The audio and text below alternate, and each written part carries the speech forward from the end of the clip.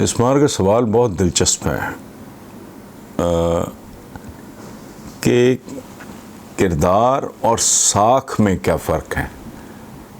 किरदार को हम अंग्रेज़ी में कहेंगे कैरेक्टर और साख को हम अंग्रेज़ी में कहेंगे रेपुटेशन, कि जी फ़लाँ आदमी की रेपुटेशन ये है या फ़लाँ आदमी का कैरेक्टर ये है। अच्छा, इन दोनों में क्या फ़र्क है? ये बड़ा खूबसूरत और दिलचस्प सवाल है।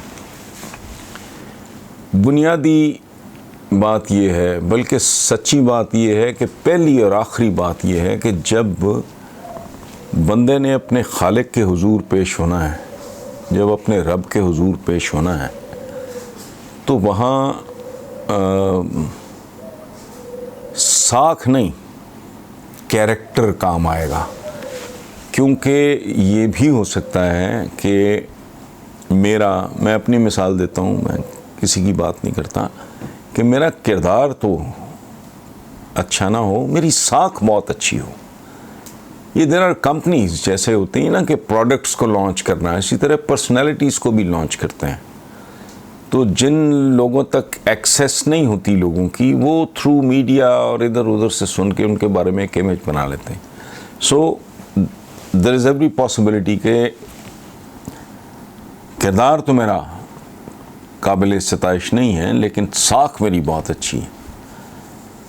लेकिन फिर वही बात कि अल्लाह के हुजूर जब पेश होना है तो वहाँ साख नहीं चलेगी, किरदार चलेगा और उसी बुनियाद पे फ़ैसला होगा। अच्छा, कि आपके साथ क्या सलूक होगा। इसको एक और तरीके से भी समझा जा सकता है कि साख जो है, रेपुटेशन जो है बंदे की, वो उसकी फ़ोटोग्राफ है, और जो उसका कैरेक्टर है वो उसका रियल सेल्फ है, जो हकीकत में वो आदमी है। ठीक है। अच्छा, फिर एक और बहुत खूबसूरत मुहावरा है, मैं उसको उर्दू में बयान कर रहा हूँ कि रेपुटेशन होती है मशरूम की तरह, जैसे बरसात में नहीं खुम्बियाँ उगाती हैं।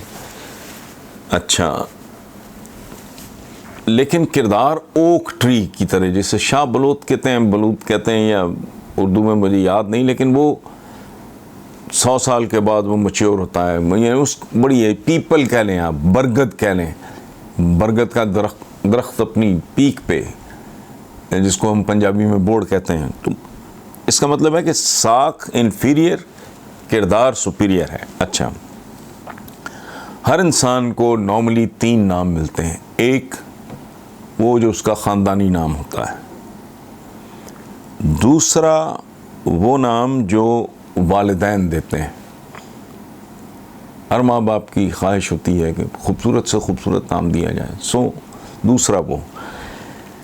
तीसरा वो है जो आपका किरदार आपको देता है, वो असल में बंदे की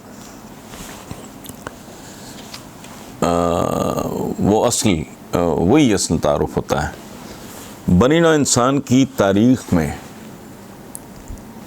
कभी किसी के पास इतनी दौलत नहीं रही, बल्कि यूं समझ लें कि जब से इंसान तख्लीक हुआ है, इंसान मार्ज़ वजूद में आया, तब से लेके अब तक की तमाम दौलत अगर इकट्ठी कर ली जाए तो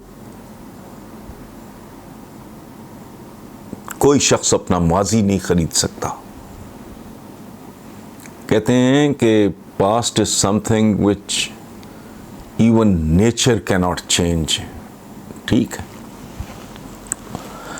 तो साख एक ऐसी चीज़ है कि अगर उसमें दरार आ जाए तो फिर उसका रिपेयर करना तकरीबन इम्पॉसिबल हो जाता।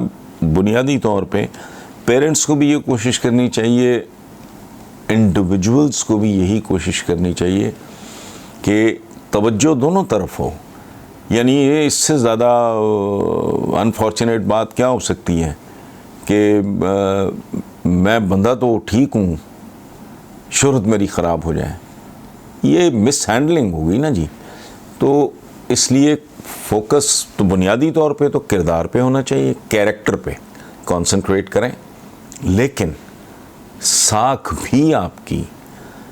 मैं बहुत से ऐसे लोगों को जानता हूँ, तारीख में भी मौजूद हैं ऐसे लोग जिनके बारे में था कि जी ये बड़े कंजूस हैं, ये बड़े खसीस लोग हैं।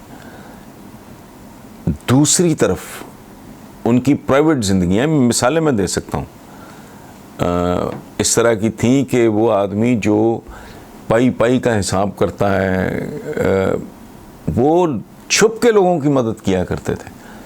सो गुजारिश का मकसद सिर्फ इतना है कि मेन फोकस वालिदैन का अपने बच्चों की तरबियत में कैरेक्टर पे होना चाहिए, ख़ुद इंसान का उसके अपने किरदार पे होना चाहिए। लेकिन कोशिश ये करनी चाहिए कि अगर आप अच्छे हो, अगर आप एक मुस्बत आदमी, अगर आप एक पॉजिटिव इंसान हो, तो वो मैसेज लोगों तक भी जाए।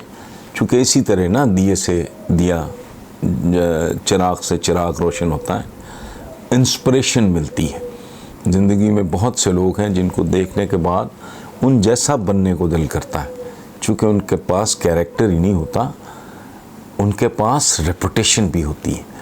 रेपुटेशन देख के आदमी कशिश महसूस करता है, उसके करीब जाता है, वो उसका कैरेक्टर से वाकिफ़ होता है, फिर वो इंस्पायर होके ख़ुद उस जैसा बनने की कोशिश करता है।